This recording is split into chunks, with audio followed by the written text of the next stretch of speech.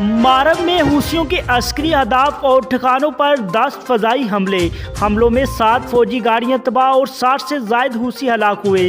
अरब इत्तेहाद बरए यमन ने कहा है कि पिछले 24 घंटे के दौरान मारब में हूसियों के अस्करी अहदाफ और ठिकानों पर 10 फ़ज़ाई हमले किए गए। सरकारी खबर रसान एजेंसी SPA के मुताबिक अरब इत्तेहाद के तर्जमान ने बयान में कहा कि अहदाफ पर हमलों में 7 फौजी गाड़ियां तबाह और 60 से ज़ायद हूसी हलाक हुए हैं। इससे कबल SPA ने अरब इत्तेहाद बरए यमन के तर्जमान के हवाले से बताया था कि इत्तेहादी फोर्सेज ने हूसियों के बैलिस्टिक मिसाइल लॉन्चर को बर वक्त हमला करके तबाह कर दिया है। आपको अहम खबर से आगाह करते चले, मारब में हूसियों के अस्करी अहदाफ और ठिकानों पर 10 फ़ज़ाई हमलों में 7 फौजी गाड़ियां तबाह और 60 से ज़ायद हूसी हलाक हुए हैं।